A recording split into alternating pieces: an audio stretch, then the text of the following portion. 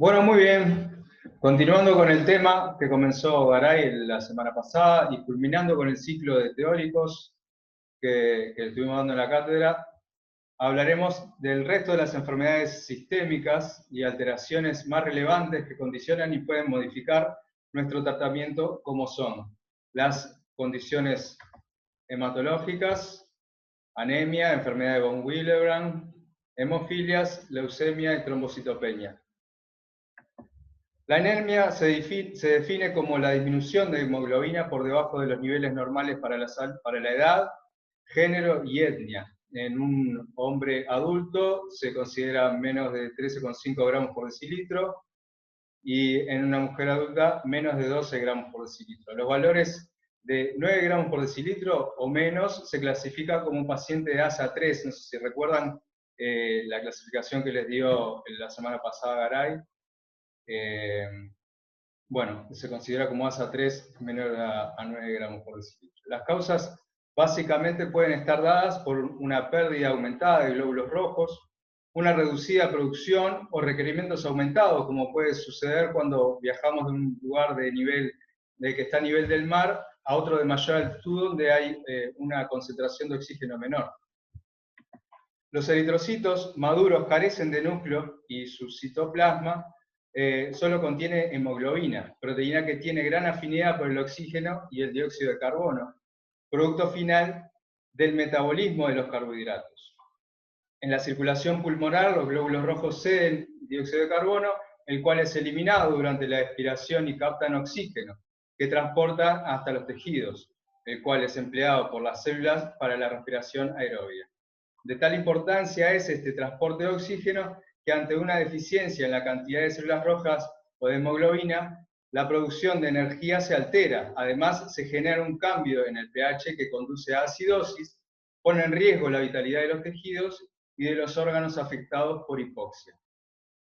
Los eritrocitos son células redondas y bicóncavas que suelen medir de 7,8 más o menos 0,6 micras de diámetro. El cambio de tamaño hacia dimensiones menores caracteriza a las anemias microcíticas, en tanto que un diámetro mayor suele acompañar a las macrocíticas. En algunos tipos de anemia la forma de glóbulos rojos puede variar. Los hematíes tienen un promedio de vida de 120 días, y después de los cuales son destruidas por macrófagos del vaso o por el sistema retículo endotelial del hígado o médula ósea. A ver. No sé, ¿alguien puso algo ahí? Más despacio. Bueno, muy bien. Bueno, entonces, en la anemia hipocrómica, por ejemplo, la ferropénica, en la segunda imagen se ven eritrocitos normales, de color, configuración y tamaño adecuados, comparados con eritrocitos microcíticos hipocrómicos, pequeños y pálidos, en un paciente con anemia por deficiencia de hierro. El hierro, ahí, bien. El hierro es un componente necesario en la hemoglobina que transporta oxígeno, y la deficiencia puede ser el resultado de una menor absorción de hierro o una mayor demanda de hierro relacionada con la distribución de los eritrocitos. A ver, se escucha un audio. Por favor, apaguen los micrófonos. Le decía que puede estar producido entonces por escasez de eritrocitos o hemoglobina debido a una ingesta dietética insuficiente de hierro. ¿Ah? Al igual que con cualquier anemia, los signos y síntomas reflejan la capacidad reducida de transporte de oxígeno de la sangre, lo que resulta en fatiga, palidez de las membranas mucosas y falta de aliento. El diagnóstico de anemia por deficiencia de hierro se basa en estudios hematológicos que incluyen recuento sanguíneo completo con parámetros de eritrocitos, hemoglobina, hematocrito, niveles de ferritina sérica y capacidad de unión al hierro. Una vez que se establece el diagnóstico, se debe investigar la causa para determinar si la deficiencia está relacionada con factores dietéticos problemas de absorción de hierro o aumento de la renovación de los eritrocitos. El aumento de la renovación de los eritrocitos aumenta la demanda de hierro, con lo que los eritrocitos se pierden a través de la hemorragia.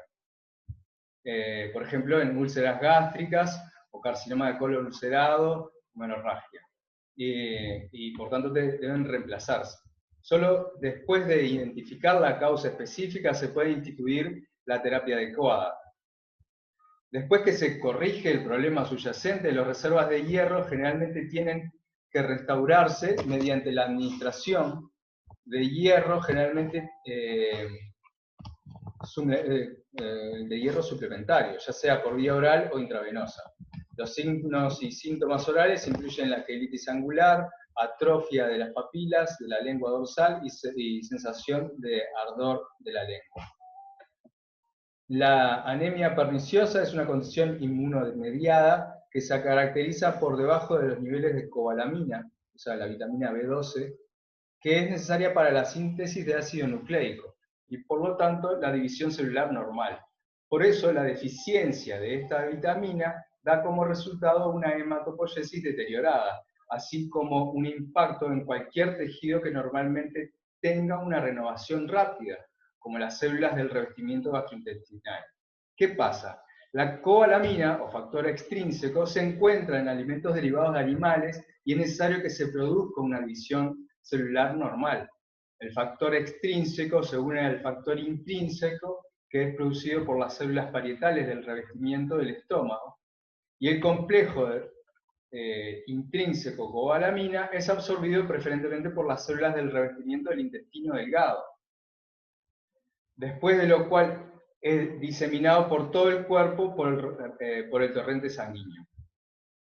Los anticuerpos dirigidos contra las células parietales y el factor intrínseco provocan la inhibición de la absorción de la cobalamina, y con niveles reducidos de esta molécula crítica hay una actividad mitótica deteriorada de las células hematopoyéticas. Estas células que se producen parecen anormales e incluyen neutrófilos hipersegmentados y eritrocitos agrandados.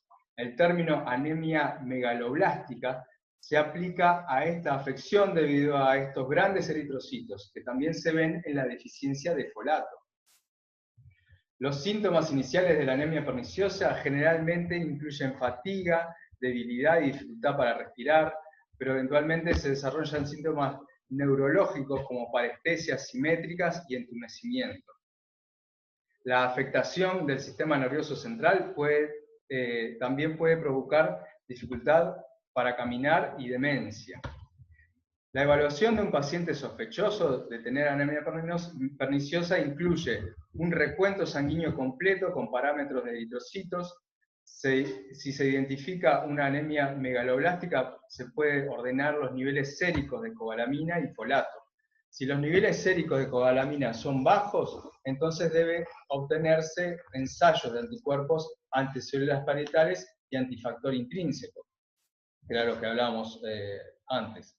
Aunque los anticuerpos anticélulas parietales pueden encontrarse en hasta el 90% de los pacientes con anemia perniciosa, no son específicos porque también se pueden encontrar en varias otras enfermedades autoinmunes.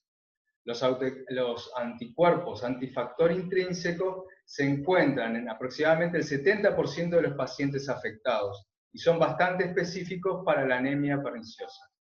El tratamiento generalmente consiste en inyecciones intramusculares de cobalamina e intervalos regulares porque la presencia de anticuerpos contra el factor intrínseco en el tracto gastrointestinal podría inhibir la absorción. Algunos estudios han encontrado que grandes dosis de cobalamina por vía oral pueden superar la falta de factor intrínseco debido a la abrumadora concentración de la vitamina. Es importante distinguir la anemia perniciosa de la deficiencia de folato, porque la suplementación con folato mejorará el estado hematológico, pero los problemas neurológicos asociados con la anemia perniciosa empeoran. El monitoreo de estos pacientes para detectar carcinoma gástrico es prudente porque algunos estudios han sugerido que la incidencia de esta neoplasia maligna aumenta en las áreas de gastritis atrófica que se desarrollan en la anemia perniciosa. El programa de mejora de la calidad quirúrgica del Colegio Nacional Americano de Cirujanos habla que la mortalidad de los posoperatorios de 30 días fue un 42% mayor en pacientes con anemia frente a los que no la padecían. Este incremento del riesgo fue consistente en anemias leves, un 41%, y en anemias de moderadas a severas, un 44%. Los pacientes con anemia también fueron un 35% más propensos a tener morbilidades en los posoperatorios. Ejemplo, enfermedades cardíacas, respiratorias, urinarias, septicemias y problemas tromboembólicos, que los que no tenían anemia. Pacientes con una anemia leve pueden llegar a tener 31% más de riesgo y una anemia de moderada a severa un 56% más. Como manifestaciones orales más significativas se pueden ver en la anemia por la hipoxia generalizada que disminuye la velocidad de crecimiento de los tejidos epiteliales, lo que da atrofia en los tejidos blandos y provoca glositis, keilitis angular, la tendencia de formación de úlceras y otras lesiones mucosas, así como sensaciones ardorosas en lengua y mucosa. En los casos graves puede haber dificultad para la deglución o disfagia como resultado de la formación de una membrana de células mucosas e inflamatorias en la orofaringe. Como ven ahí, los parches eritematosos con márgenes de difusión que afectan la cara lateral y ventral de lengua, la glositis, que es la atrofia de la superficie dorsal y la pérdida de papilas, que da un origen de lengua de aspecto liso, enrojecido y con irritación frecuente.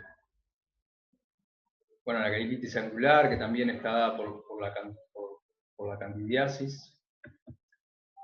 Como enfermedad la enfermedad de von Willebrand la mencionó el lunes pasado el doctor Garay, donde se produce una adhesión defectuosa de las plaquetas y niveles reducidos de factor 8. Se pueden clasificar en tipo 1, 2 y 3, según el déficit del factor von Willebrand. El manejo es dependiendo del grado, desde medidas locales a concentrado de factores o desmopresina. Esto lo habló bastante bien, lo habló muy bien el doctor Garay el lunes pasado, así que no lo vamos a ahondar de nuevo.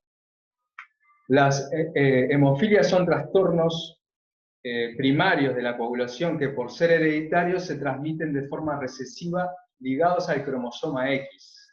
Aunque existen diversos tipos de hemofilia, la mayoría, entre 70 y 80%, corresponde a la deficiencia del factor 8 o hemofilia A. Corresponde a la deficiencia del factor 9, la hemofilia B, en un 6 a un 10% de los casos, también llamada enfermedad de Christmas. Con una prevalencia menor se observan deficiencias de otros elementos de la coagulación como el 11, 12, 10, 5 o 13, aunque también pueden presentarse combinadas. Sin importar cuál sea el tipo, las hemofilias muestran una tendencia a la hemorragia espontánea o inducida por traumatismo. El manejo odontológico, ya sea quirúrgico, periodontal o de operatoria nomás, de estos pacientes se realiza con frecuencia en sus centros de referencia.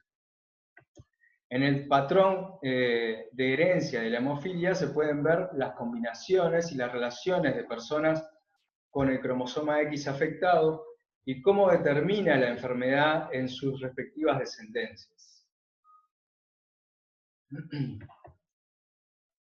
Bueno, las leucemias son neoplasias malignas, no sólidas, que resultan de alteraciones que se presentan de manera temprana en las células hematopoyéticas que dan origen a los glóbulos blancos, los que en lugar de proliferar y diferenciarse, fallan en la diferenciación y se reproducen de manera incontrolada.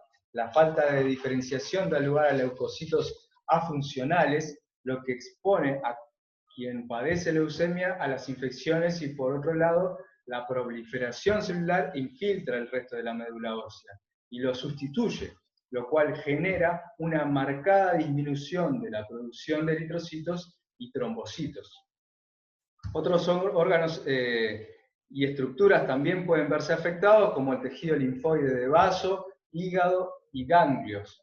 La invasión a distancia incluye aparato digestivo, meninges, riñones, piel y encía. Se pueden clasificar según las células de origen, en linfoblástica o no linfoblástica, como son las monocíticas o granulocíticas, según la maduración celular, inmaduro o agudas, o maduras o crónicas. En la foto podemos ver las células que se diferencian en la médula ósea, glóbulos rojos, glóbulos blancos, las plaquetas, y la anatomía patológica de un paciente con leucemia y un paciente sano. Bueno, al haber alteración en las células que se producen en la médula ósea, veremos hemorragias, infecciones fúngicas, especialmente virales, anemia. Las manifestaciones orales están dadas por el tratamiento de la enfermedad, o sea que la interconsulta es obligatoria. Esas manifestaciones orales que encontraremos van a ser palidez de mucosa, petequias y equimosis, hemorragia gingival, púrpura, úlceras en la mucosa oral, sobre todo por la quimioterapia, infecciones periodontales, periorales, linfadenopatías cervicales, infiltrados leucémicos en paladar, alvéolo y pulpa dental. Seguimos. Bueno, la trombocitopenia en la trombocitopenia existe un fallo de la médula ósea para producir plaquetas o destrucción excesiva, que se ven petequias, equimosis, hemorragias, pueden estar tratados con corticoides o inmunosupresores y pueden estar esplenectomizados. Es importante que el odontólogo identifique los riesgos reales de hemorragia de aquellos que pudieran no presentar un problema real.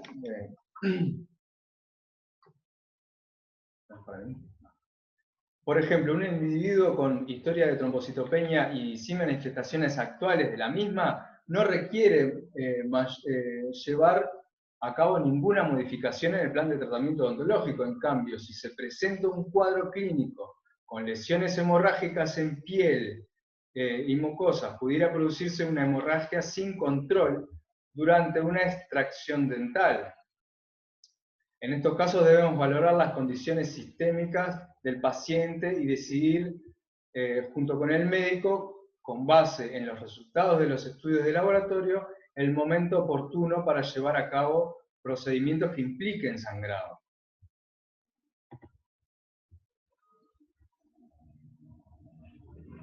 ¿Qué es esplenectomizado? Que no tiene el vaso, con una intervención quirúrgica le sacan el vaso. Bueno, ¿seguimos? Como afecciones respiratorias, les voy a hablar, en este caso, del asma, ¿tá? Que es una enfermedad crónica caracterizada por inflamación especial de vías respiratorias, que ocasiona estrechamiento de estas vías, disminución del flujo de aire que entra y sale de los pulmones, con la consecuente aparición de sibilancias y disnea sintomática.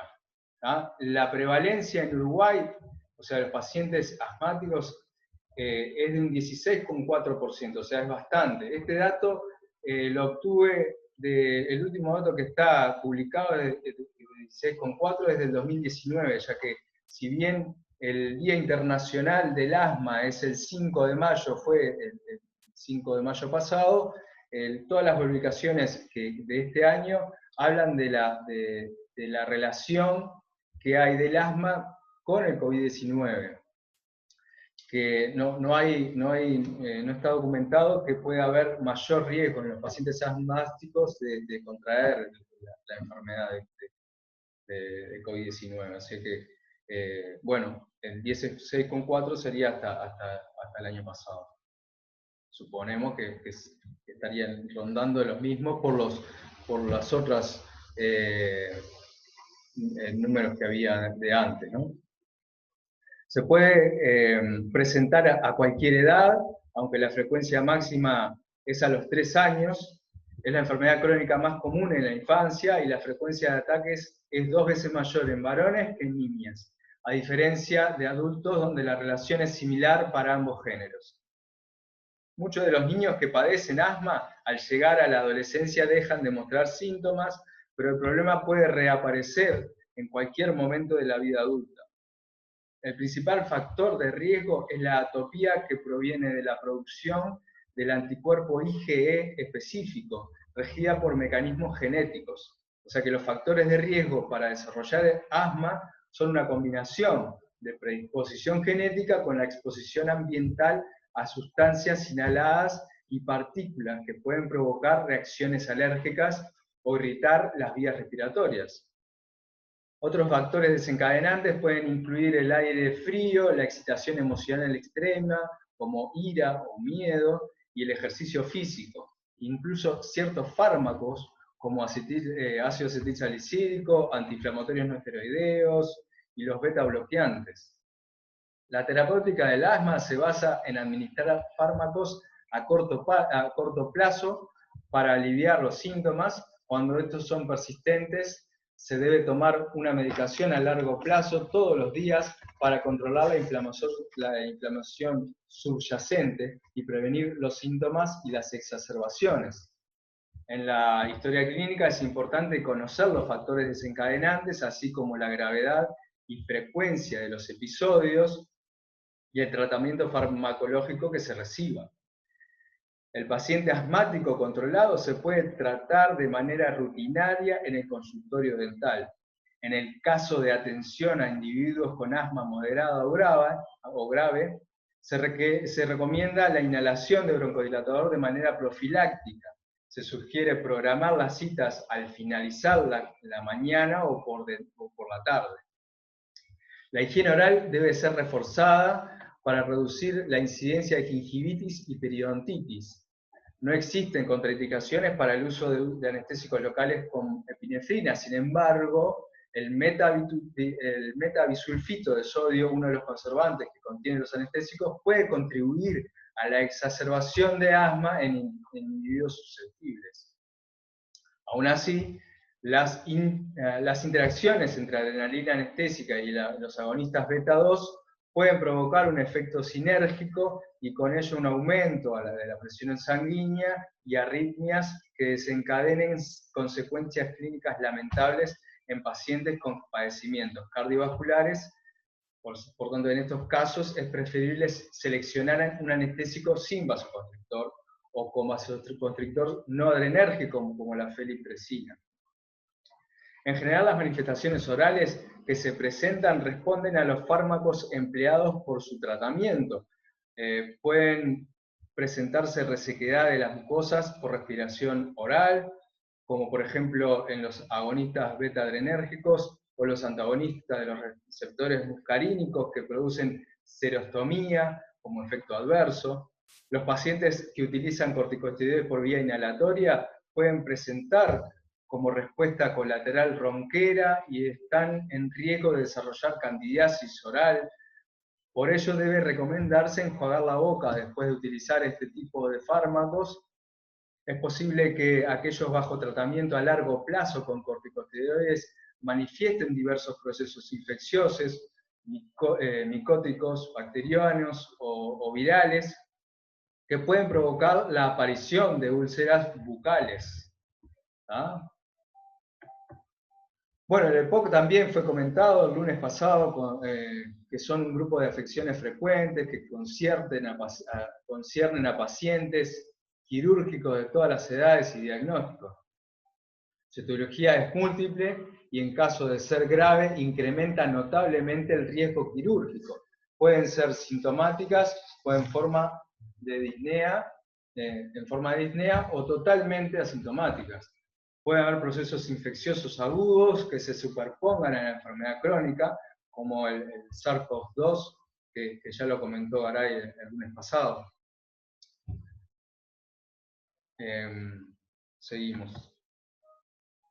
Como factores de riesgo para el POC, en la enfermedad pulmonar preexistente, fumador de más de 20 cigarrillos al día, asma, bronquitis, enfermedades intersticiales difusas del pulmón, enfermedades neuromusculares y alteraciones de la pared torácica, enfermedades pulmonares, vasculares, obesidad, la edad también nos condiciona como factor de riesgo. Bueno, hablando del SARS, el síndrome respiratorio agudo severo, el 8 de enero de este año fue anunciada a nivel mundial una nueva cepa de coronavirus como la causa patógena del COVID-19 por el Centro Chino para el Control y Prevención de Enfermedades. La epidemia de esta enfermedad comenzó en Wuhan, provincia de Hubei de la República Popular de China, en diciembre de 2019, como un brote de neumonía de causa desconocida. Esta situación se informó ante la Organización Mundial de la Salud mediante la presencia de 27 casos de síndrome respiratorio agudo severo de etiología desconocida. Esta enfermedad se ha convertido en uno de los mayores retos de la salud pública a nivel mundial, del cual aún se tienen muchas interrogantes que estamos viviendo, ¿no? El nuevo coronavirus se une a receptores de la célula diana a través de una proteína S, facilitando la entrada de las mismas. Se ha identificado a la proteína receptora celular de la enzima convertidora de angiotensina 2, AC2, relacionada con la esterasa de la hemaglutinina. En un estudio más reciente, Wan y colaboradores demostraron que la molécula CD147 sirve como receptor del virus en las células huésped como un mediador de la infección viral. Se ha identificado hasta el momento 2 cepas de COVID-19, la L más agresiva con 70% de los casos en China y la S menos agresiva con un 30% de casos. Eso es lo que está reportado en las publicaciones. La transmisión, se habla de que el virus puede permanecer viable en aerosoles durante 3 horas y en cobre durante 4 horas. En plásticos y acero inoxidable hasta 72 horas. En la actualidad se ha demostrado que la transmisión ocurre mediante las gotas de saliva de un infectado con la mucosa nasal, oral y ocular de otro sujeto y por contacto con heces fecales. Otra vía de administración mediante la dispersión de aerosoles contaminados, lo que nos involucra directamente por el uso del instrumental rotatorio que utilizamos nosotros bajo presión de aire. Y otra forma es de madre a hijo, ¿no? De transmisión vertical. En cuanto a la transmisión, a pesar de que los pacientes sintomáticos se han considerado como los principales vectores de transmisión, observaciones recientes sugieren que pacientes asintomáticos y pacientes en periodo de incubación también son fuentes de transmisión de COVID-19. Se ha reportado un periodo de incubación de 5 a 6 días en promedio, aunque hay evidencias de que puede durar hasta 14 días. De ahí la importancia de aislar a los sujetos sospechosos de contagio durante esos días, que es el protocolo que se tiene actualmente, el Ministerio de Salud Pública tiene, del aislamiento cuando se sabe que hubo un contacto con un COVID-19 positivo, que esté aislado 14 días, ¿no? Bueno, los signos y síntomas que aparecen cuando es leve y moderado, una fiebre de mayor a 38 grados Celsius, tos seca, artralgia, mialgias, anosmia, adenofagia, rinorrea, conjuntivitis y dolor torácico. Cuando es más grave aparece la disnea, oximetría menor a 94%, taquipnea, síndrome pleuropulmonar, hipotensión arterial, abundantes secreciones, exacerbación de enfermedades crónicas preexistentes y descontrol glucémico. En España, médicos realizaron un atlas fotográfico sobre manifestaciones cutáneas mucosas de COVID-19. Como más relevantes en la cavidad oral se encuentra el enantema bucal, que son discretas erupciones mucosas en paladar, tanto en casos leves como en los más graves. De las bueno, de las enfermedades endocrinas, el lunes pasado se describió muy bien la diabetes. Hoy me voy a centrar más en las alteraciones de la glándula tiroides, como son el caso del bocio o bocio simple, que es no tóxico. Se denomina así al agrandamiento de la glándula tiroides que se manifiesta cuando hay factores externos o internos que entorpecen una adecuada secreción de T3 y T4, que son las hormonas que secreta la tiroides. Es un efecto reactivo que tiene la glándula para mantener al individuo en estado normal, o sea, eutiroideo. El aumento del tamaño glandular es de tipo hipertrófico e hiperplásico, con la aparición de una vascularidad incrementada. Las alteraciones se dan en la apariencia y llegan a ser hasta desagradables. Pudieran observarse cambios funcionales debido a la compresión de órganos y elementos anatómicos contiguos. En ocasiones el bocio simple no atendido puede evolucionar a un bocio multinodular tóxico, como la tirotoxicosis. En el hipertiroidismo se da el aumento de la función glandular que lleva a la tirotoxicosis. La más prevalente es la enfermedad de Graves, o Graves, que es autoinmune de etiología desconocida, donde se estimula la glándula por la inmunoglobulina estimulante de la tiroides, ocasionando una hiperplasia difusa y cuyo resultado clínico es el bocio que vimos recién. El manejo médico va desde el tratamiento con fármacos para disminuir la síntesis de hormonas tiroideas, la intervención quirúrgica de la glándula o la destrucción radiactiva con yodo radiactivo. Un efecto desafortunado de estos procedimientos es de que el paciente puede caer en estados hipotiroideos o su restablecimiento ser parcial y mostrar reincidencia. En el manejo odontológico, cuando un individuo está bajo tratamiento antitiroideo, se debe consultar al médico tratante para determinar los posibles riesgos asociados con el uso de anestésicos locales, infección, sangrado, cicatrización de la herida y capacidad para resistir el estrés. Asimismo, conviene realizar indagaciones sobre el estado cardiovascular, factores de coagulación, nivel de control de enfermedades y antecedentes de otras complicaciones de la enfermedad como aspectos importantes de las consultas médicas. El hipertiroidismo puede exacerbar la respuesta al dolor y la ansiedad. En la atención odontológica de los pacientes que aún no están estabilizados es conveniente prevenir infecciones y dolor de cualquier origen, así como evitar programar procedimientos que requieran gran esfuerzo físico, mental o traumatismo operatorio, como puede ser el quirúrgico, ya que estos pacientes son sensibles a sufrir una crisis o tormenta tiroidea y manifestarse con hipertermia y cambios cardíacos como arritmia y paro.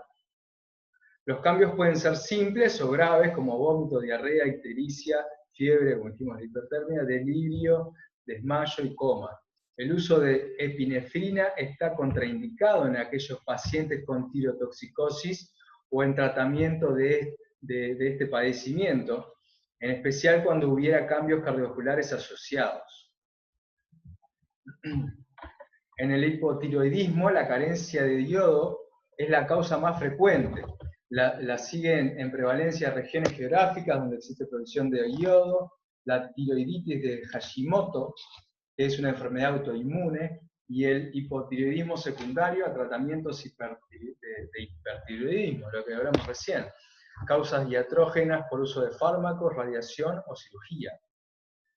Sus síntomas más característicos son debilidad y cansancio, las personas son friolentas y tienden al estreñimiento, a diferencia con el hiper, ¿no? Que hablábamos recién, tienen mala memoria y dificultad para concentrarse, tienen poco apetito y aunque comen al igual que otras personas, ganan peso. Tienen disnea, menorrea y parestesia y dificultades auditivas. Signos frecuentes de hipotiroidismo son piel seca y áspera, con piel y manos frías, hinchazón de cara, pies y manos por mixedema, alopecia difusa, que es la pérdida de cabello, bradicardia y relajación tardía del reflejo tendinoso. En hipotiroidismo congénito tratado o atendido de manera tardía, los daños neurológicos son notorios. En los individuos sospechosos o inestables, solo debemos intentar un manejo sintomático mientras son estabilizados por el médico. Siempre debe intentarse manejar pacientes odontológicos en un estado eutiroideo, lo que hablamos hoy, ¿verdad? Ya que es frecuente una sobredosificación de levotiroxina, que es la T4 sintética. Debe tenerse presente que los sujetos con hipofunción tiroidea, quienes como resultado también presentan una tasa metabólica disminuida, adquieren procesos cicatrizales y reparativos más lentos y deficientes, lo que los expone a infección secundaria. Estados de urgencia odontológica en pacientes hipotiroideos sospechosos o con control inestable que requieran manipulación odontológica, periodontales o bucales deben ser llevados a un ambiente hospitalario donde se puedan superar posibles complicaciones asociadas a una crisis que pudiera mostrar hipotermia, bradicardia, hipotensión, convulsiones y coma. Si bien el uso de levotiroxina aumenta la sensibilidad de los receptores a las catecolaminas, y el uso concomitante de anestésicos locales con epinefrina u otros vasoconstrictores adrenérgicos pueden llevar a episodios de insuficiencia coronaria por efecto del aumento de la presión arterial media y la frecuencia cardíaca.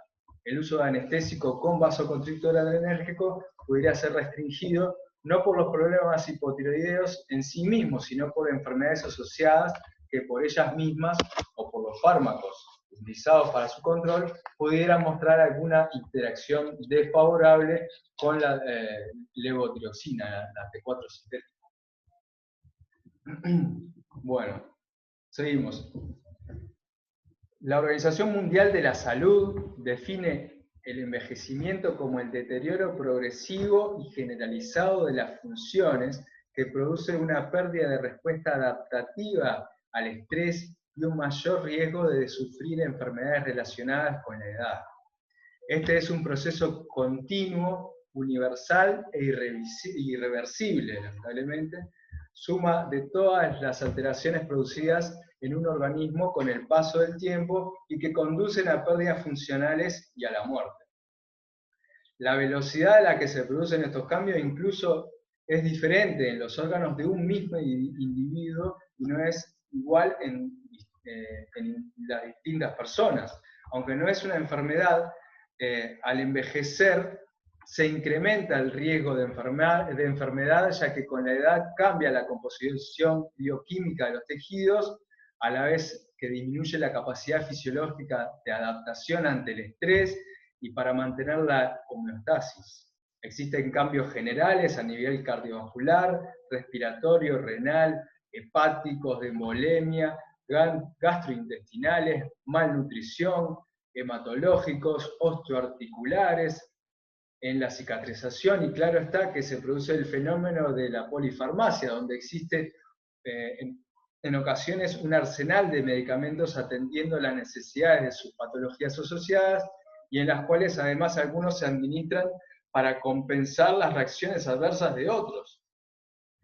La cavidad bucal también se ve afectada por el envejecimiento. El manejo odontológico del paciente geriátrico es más complejo, tanto por los cambios físicos y fisiológicos, como por la actitud, enfermedades sistémicas subyacentes, tratamientos recibidos, así como por aspectos socioeconómicos del individuo, que no siempre son los mejores. En cuanto a lo que refiere a las condiciones relacionadas con la salud mental, la ansiedad y el estrés juegan un papel muy importante al momento de planificar la atención y el tratamiento de un paciente con alguna alteración mental. Debemos estar preparados para poder discernir entre la ansiedad normal que se puede generar, que es un mecanismo de supervivencia adecuado e incluso adaptativo ante la presencia de un peligro, y la ansiedad patológica, donde se produce una respuesta anormal al estímulo dado, la cual limita de manera significativa la capacidad de funcionamiento del paciente. Al considerarlo como un grupo de trastornos de etiología multifactorial, el tratamiento será multimodal. El más importante para el bloqueo de las manifestaciones fisiológicas, tanto de la ansiedad como de la angustia, es el farmacológico, como con técnicas de sedación, complementado con las diferentes modalidades de apoyo psicoterapéutico y cubrir aspectos del ahora llamado espectro de vida saludable. Los trastornos alimentarios tenemos la anorexia nerviosa, que es un trastorno característico por la preocupación y miedo a ganar peso corporal, con conductas dirigidas a perder peso y patrones peculiares de manipulación de los alimentos. Algunas de estas son obsesivo-compulsivas, distorsión de la imagen corporal y amenorrea. Los pacientes se pueden dividir en dos grupos, aquellos que recurren a atracones y purga, y los que solo restringen la ingesta de comida con la intención de perder peso. La mayoría de los cambios metabólicos son secundarios al estado de inanición o a la conducta de purga. El comportamiento bulímico se caracteriza por episodios de atracones en los cuales se ingieren mayores cantidades de comida de las que la mayoría de los demás pudieran consumir en iguales circunstancias, para después recurrir a conductas compensatorias para no ganar peso, tales como producir el vómito, usar y abusar de laxantes o diuréticos, ayunar o realizar ejercicios en exceso. Dado que los pacientes con trastornos de la alimentación suelen presentar signos bucales, el odontólogo puede realizar una detección temprana de estas alteraciones y remitir a los individuos afectados a la consulta de psiquiatra y nutrición para que reciban tratamiento. Los signos clínicos que se pueden ver son serostomía, cianoadenomegalias, parotidias, queilitis angular, erosiones dentarias por efecto de los ácidos del vómito que generan en los dientes, ¿no? Bueno, las enfermedades cerebrovasculares comprenden una serie de alteraciones de tipo isquémico de origen diverso, como hemorragias o por oclusión vascular. Son trastornos que pueden provocar la muerte o son etiología importante de discapacidad física, intelectual o sensorial. Su frecuencia se incrementa sobre todo con el aumento de la edad. El manejo odontológico del paciente con historia de accidente cerebrovascular es complejo porque por lo general se encuentran comprometidos de manera neurológica y cardiovascular. Muchos de ellos sufren diabetes. Es usual que reciban tratamiento con antiagregantes plaquetarios, anticoagulantes, antihipertensivos, hipoglucemiantes o insulina subcutánea.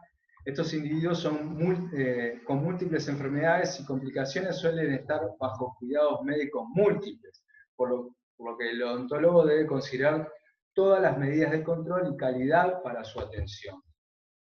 Una muy importante es la interconsulta médica, pues a través de ella el odontólogo puede conocer el tipo de evento que el paciente ha sufrido, su evolución, su etiología, complicaciones, pronóstico y el manejo que debe tener.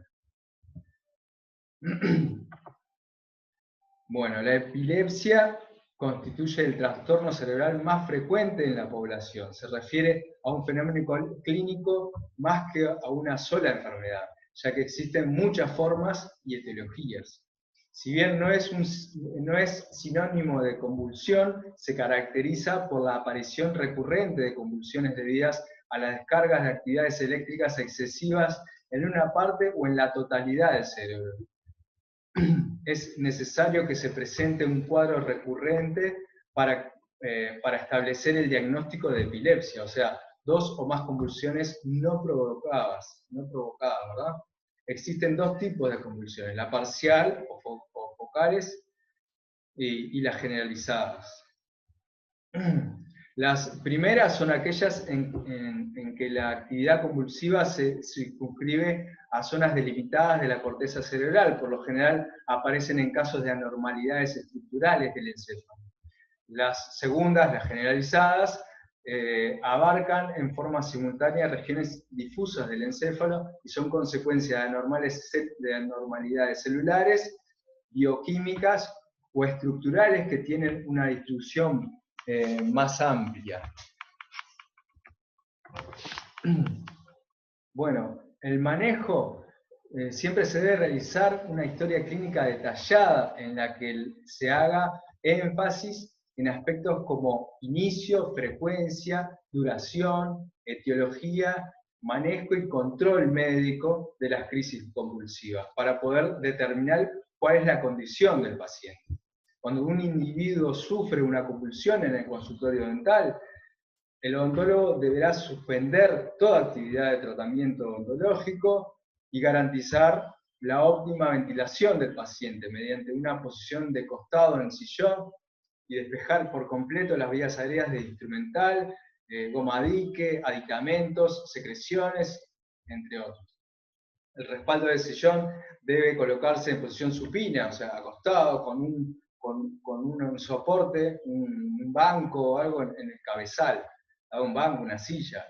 Es recomendable tomar y vigilar los signos vitales y proteger en lo posible al paciente de daño físico hasta que recupere la conciencia. En caso de que se establezca un estatus epiléptico, debe ser trasladado a un hospital. El estatus epiléptico cuando las convulsiones son recurrentes, no paran, o sea, para una y empieza la otra. Las manifestaciones bucales que se presentan en los pacientes con epilepsia son resultado de efectos secundarios del consumo de los fármacos que utilizan. El crecimiento del tejido gingival generalizado, hiperplasia gingival, secundaria a la toma de fenitoína, por ejemplo, deben establecer un programa de mantenimiento dentoperiodontal para disminuir el efecto sobre la encía. La eliminación quirúrgica de la hiperplasia gingival deberá revisarse por cuestiones de apariencia, o sea, de estéticas, y para poder aplicar mejores medidas de higiene y preventivas dentales. Para realizar una atención en la que pueda predisponer una crisis, se recomiendan técnicas de sedación. Y bueno, como conclusiones de todo lo que estuvimos hablando, el éxito frente al acontecimiento imprevisto depende exclusivamente de un correcto interrogatorio y del conocimiento de los signos y síntomas que refiere el paciente, así como de las patologías que puede presentar el paciente en la consulta odontológica. Es importante tener en cuenta que el acontecimiento que pueda juzgarse a veces como inusitado puede ser previsto en muchos casos mediante una correcta anamnesis próxima y remota, y mediante la preparación del profesional para resolver situaciones de urgencia.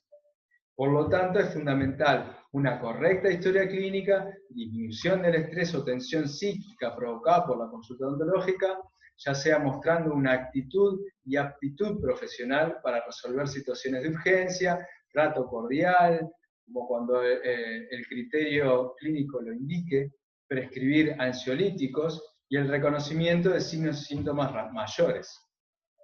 La identificación de los antecedentes personales, la implementación de medidas de compensación, refuerzo o acompañamiento que preserven la vida del paciente, eviten situaciones de emergencia en la consulta dental o que contribuyan a mantener el control que el médico tenga sobre los padecimientos de la persona, son aspectos que competen al odontólogo de manera directa y que permiten además proveer atención odontológica de calidad, ya que el clínico podrá implementar planes de tratamiento apropiados e individualizados en pacientes comprometidos en forma sistémica, psicológica y social.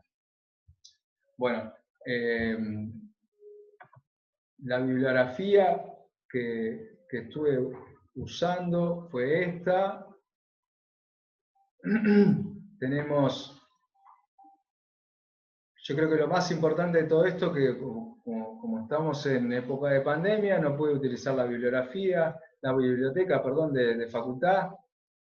O sea que toda la bibliografía que se obtuvo fue por la plataforma Timbó, en la Biblioteca Virtual de Odontología y academia.edu. ¿Ah? Todos estos son artículos y bueno, lo que les mostré de los otros libros, todo está obtenido de ahí. ¿Está? Pablo o los colegas, compañeros de cátedra, quien quiera hacer alguna corrección, acotación, agregar algo, por favor. No, todo bárbaro. Lo que podés frenar, si querés la grabación, frenar, así no te queda más. Bien, frenamos la No sé si los grabación, estudiantes tienen alguna pausa.